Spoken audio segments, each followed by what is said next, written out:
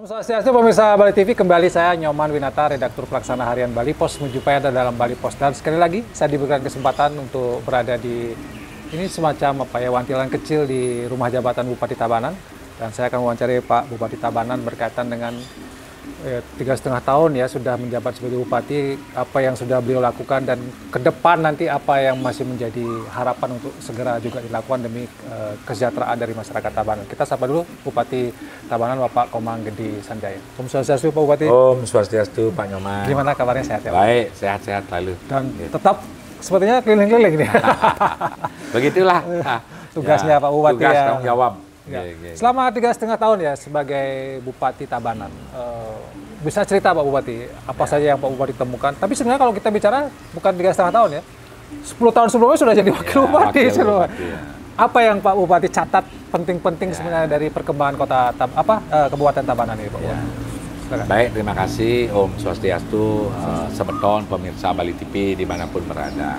Terima kasih Pak Nyoman. Ya, terima kasih. Jadi Astungkara hari ini kesempatan yang sangat baik saya menyampaikan dulu bagaimana tentang pemerintahan di Kabupaten Tabanan, bagaimana tentang masyarakat Tabanan, dan bagaimana selama saya ngayah menjadi bupati di Kabupaten Tabanan, walaupun sekarang ini baru 3,5 tahun.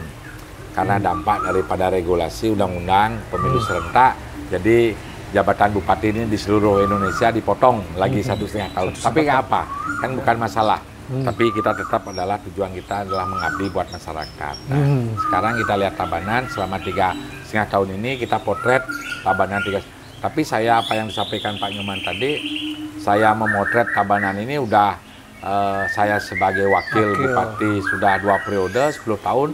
Sekarang bupati 3,5 tahun, ada 13,5 tahun kita memotret Tabanan ini. Nah, kalau cerita Tabanan, kalau dari sisi sektor pertanian, sosiologis masyarakat, dari sisi demografinya, dari sejarahnya, tidak habis-habis kalau cerita Tabanan. Ya. Jadi mungkin Pak Nyoman, saya tanya nih berapa lama dapat waktu kan begitu. Tapi intisarinya bahwa selama ini saya membangun Tabanan ini sangat luar biasa, pengalaman yang sangat bersejarah dan sangat berharga buat pribadi saya sendiri. Kenapa? Karena saya lihat sosiologi masyarakat Tabanan yang terdiri dari 133 desa, ada 349 desa adat, dan ada 10 kecamatan yang memiliki potensi keragaman yang unik, yang berbeda-beda di 10 kecamatan. Nah, kenapa saya berani sampaikan demikian? Karena selama 13 tahun saya tahu betul ngelihat potensi Tabanan ini.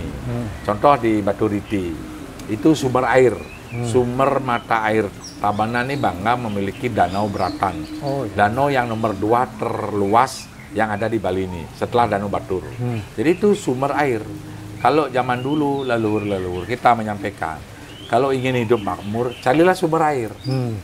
Di siapa yang berdekatan dengan air pasti makmur. Di mana makmurnya? Karena akan berdampak kesuburan. Apapun yang ditanam di sekitar itu karena dekat air kan gampang gitu. Kita mandi gampang, minum gampang, nanam-nanam apa sumber airnya ada. Makan, minum juga air. Banyak ikan-ikan hidup di air. Apapun kehidupan merte itu adalah air. Air ini kan simbol kemakmuran. Nah, kita punya danau Beratan, ada gunung Batu Karu, subur sekali lereng-lerengnya ini. Hamparannya sampai ke kaki-kakinya di daerah Jatiluwih, di daerah Penebel. Amat luar biasanya, amat bagusnya. Nah, ketika alam Tabanan ini subur, ketika setiap kecamatan memiliki potensi dan keunikan. Kalau di ketinggian Baturiti di Bedugul, itu yang cocok hidupnya adalah sayur mayur. Semua jenis sayur mayur yang ada di Bali ini, itu sumbernya dari daerah Baturiti. Dan ke lereng-lerengnya sampai ke daerah Penebel dan sampai ke Kecamatan Margo. Semua hidup. Saya bangga, saya lihat sendiri. Bagaimana di situ ada wortel, ada kentang, ada tomat, ada cabai, ada lombok, sayur hijau, brokoli. Bahan-bahan baku untuk kepetihan masak hotel-hotel yang ada sekarang di Denpasar, Badung dan sekitarnya itu ada di daerah Baturiti, daerah Penebel dan di daerah Margo. dan Tabanan sekitarnya, itu artinya daerah subur.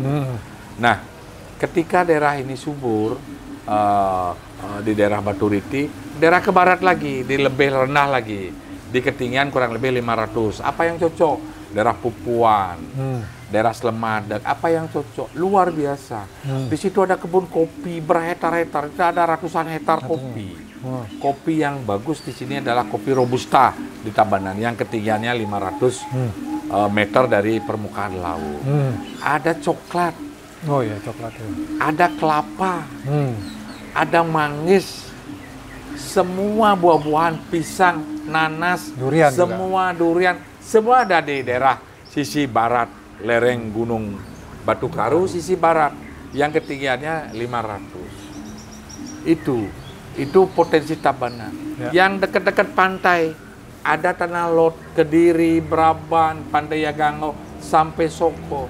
Kita memiliki potensi berbagai macam biota laut yang sangat luar biasa. Salah satu adalah lobster. Lobster yang terenak itu ada di Tabanan.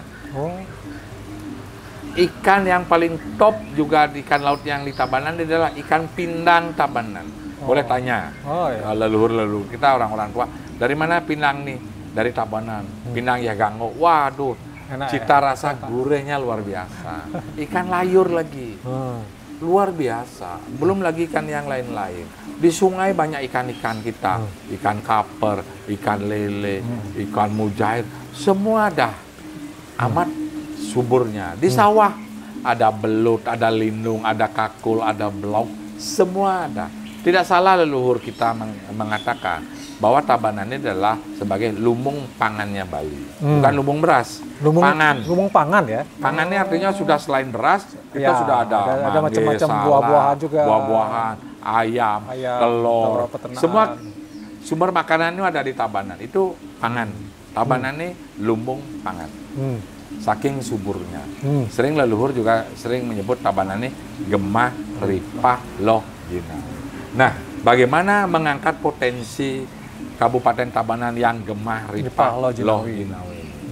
Kalau bicara sektor kehidupan masyarakat, khususnya pertanian, ada 3 hal yang perlu kita catat ini. Contoh kecil, kalau kita bicara tentang sektor pertanian. Kalau sektor pertanian kan ada hulu, ada tengah dan hilir. Hulunya apa? Produksi. Hulunya produksi.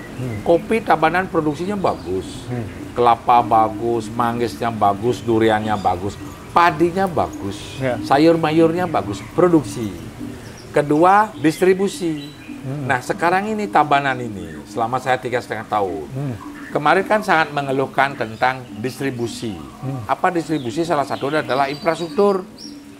Kalau membawa barang dari satu kecamatan ke kecamatan yang lain, kalau jalannya rusak bagaimana? Dari satu desa ke desa lain mendistribusikan sektor pertanian gimana?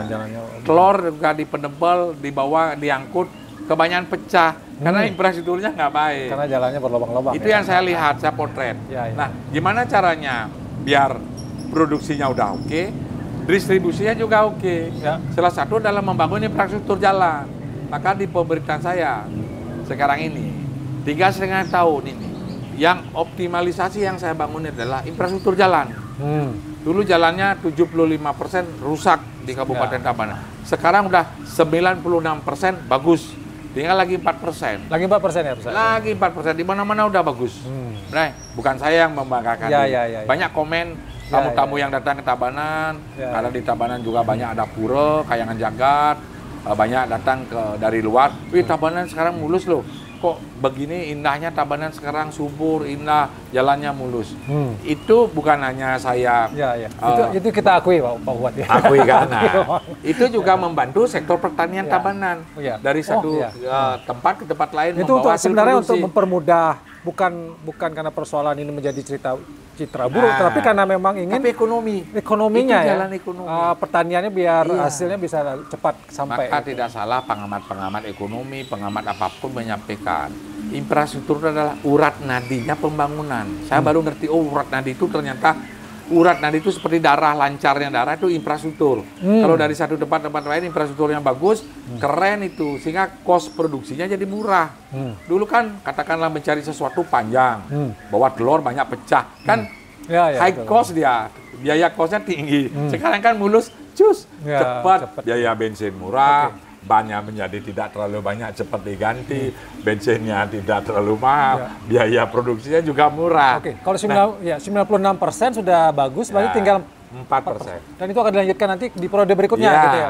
Maka sadar itu. Masih lagi sedikit saja ya, Pak? Ya, saya lagi dikit 4%, tinggal menunggu kesempatan. Maka teman-teman masyarakat Semeton di Tabanan yang barangkali yang 4% itu belum sabar. Tahun ini udah tahun ini udah kita menggarap dan tahun 2025 clear. Nah, saya sampaikan sering kepada masyarakat, persoalan infrastruktur itu seperti lingkaran. Kalau ada orang bilang lingkaran setan, enggak ada lingkaran setan. Kalau di Tabanan lingkaran dewa. Lingkaran dewa. Kenapa lingkaran dewa? Lingkaran dewa ya? Baru. Kenapa? Gini lingkaran ini. Sekarang kita bangun di tahun pertama, di tahun kedua bagus, di tahun ketiga bagus, tahun keempat, tahun kelima, kan ada perputaran.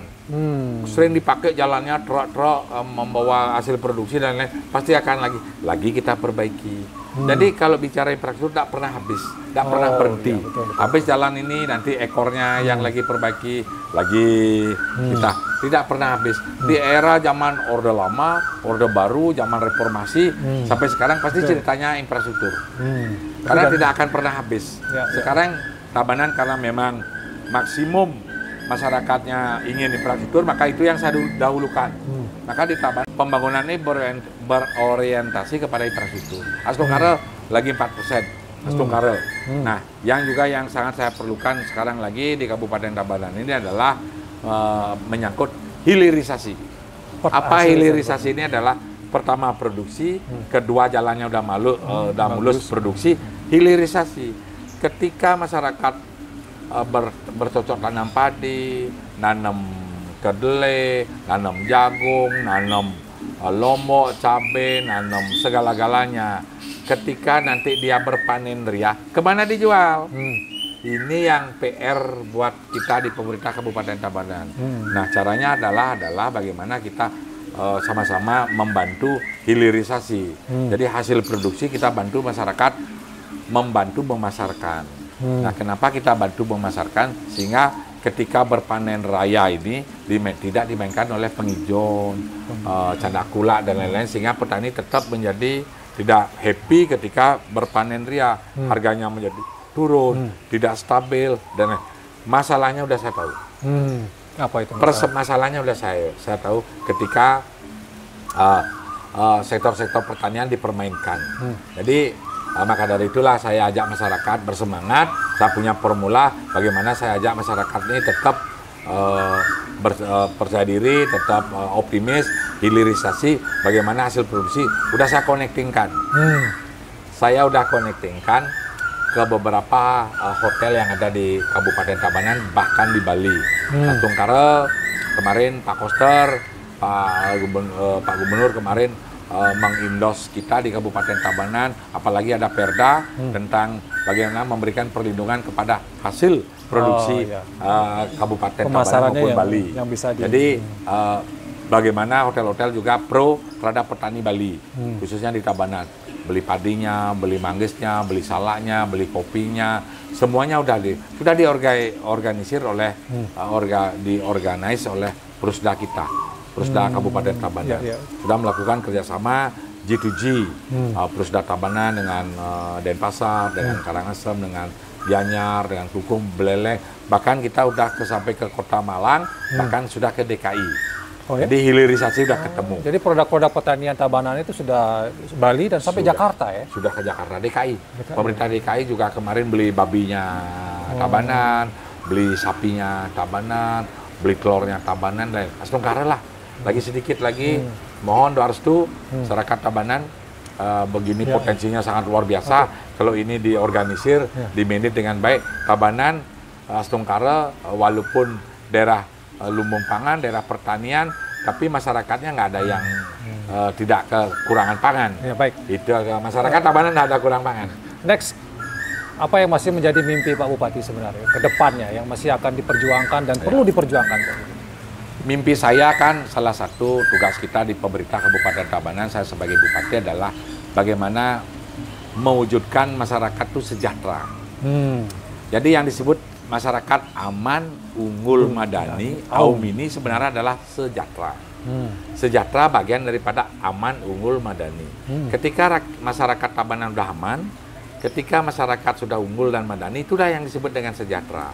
Harapan saya ke depan, biar masyarakat kita ini bersama ini adalah sejahtera, adalah apa yang menjadi potensi Tabanan itu diangkat, dipoles, sehingga betul-betul masyarakat Tabanan itu menjadilah tuan rumahnya di Tabanan itu. Seperti ini pertanian, menjadilah tuan rumah terhadap sektor pertanian. Saya yakin suatu saat dunia ini akan melirik sektor pertanian.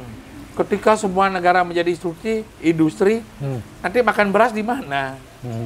Apa kita makan kapsul, tablet, dan lain-lain? Pasti kita makan beras, makan buah, dan lain-lain. Ya. Di mana nyari lahan tanah yang subur? Hanya ada di Tabanan. Nunggu waktu. Tabanan ini kesuburannya akan menjadi emas hijau.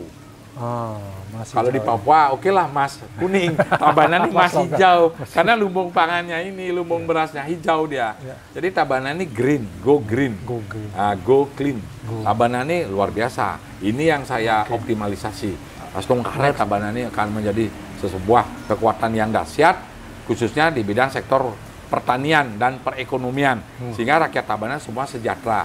Gemah, ripah, loh, jinau. Ini menarik ya, karena apa yang Pak Bupati cita-citakan yang diharapkan ke depan itu adalah sesuatu yang sebenarnya sudah menjadi DNA-nya, katakanlah menjadi genetiknya Tabanan sebenarnya. Itu yang harus diperkuat, bukan kemudian mencari yang lain. Apa ke pariwisata misalnya, tapi betul. Pertanian ini yang diperkuat. Gini. Oke, ada yang mau, ini kita sudah akhir proses temannya Pak Bupati, mungkin yang untuk mempertegas lagi Pak Bupati. Saya mempertegas bahwa Tabanan ini dengan kearifan lokal yang sudah diwariskan oleh leluhur kita masa lalu dan oleh alam semesta, Tabanan ini sebagai daerah subur harus dipertahankan. Nah, bagaimana cara mempertahankan? Kita bersama-sama gotong royong, masyarakat, pengusaha, pemerintah. 3 hal ini. Bagaimana pemerintah, pengusaha, dan masyarakat menjadi satu komponen yang bersama-sama sehingga menjadi betul-betul kekuatan yang akhirnya untuk mensejahterakan masyarakat. Itu gini. Nah, kita di Tabanan dengan memiliki potensi alam yang sangat luar biasa, sumber daya manusia yang sangat luar biasa. Sekarang bagaimana caranya mewujudkan itu? Salah satu adalah saling kolaborasi, saling kerja bersama. Kami tidak menapik bahwa pariwisata itu adalah merupakan sesuatu yang sangat menggiurkan, sangat menghasilkan sesuatu ya. Tapi Tabanan ini tetap bergerak di bidang sektor pertanian. Tapi pariwisata adalah bonus. Pertanian yang utamanya. Pertanian suku guru. Guru kita pertanian. Karena pertaniannya adalah bagi kita leluhur masa lalu, Tabanan ini sebagai daerah agraris adalah maha gurunya. Karena pertanian ini adalah simbol kemakmuran. Kalau ada pariwisata, kita welcome. Jadikan bonus. Jadi bonus ini maksudnya gini. Pertanian yang berorientasi kepada pariwisata. Bagaimana pariwisata itu salah satu ada tamu yang datang melihat kebun kopi, kita ajak metik kopi, jadikan destinasi. Atau ada sawah, ajak tamunya membajak sawah. Kan di luar negeri nggak ada sawah, nggak ada membajak. Itu jadikan destinasi, daya tarik. Itu yang saya sebut bonus. Itu lumayan itu. Sehingga langsung terdampak buat masyarakat. Jadi uang tamu-tamu itu yang datang itu terdampak langsung buat masyarakat. Sehingga masyarakat menjadi kaya. Pemerintah bolehlah yang biasa-biasa tidak kaya, tapi kan rakyatnya kaya. Itu yang sebut kita sejahtera. Saya tidak mau pemerintahnya kaya tapi rakyatnya miskin. Saya tidak mau dibalik-balik di Tabanan. Baik, terima kasih Pak Bupati. Dan penuh semangat beliau. Saya tahu.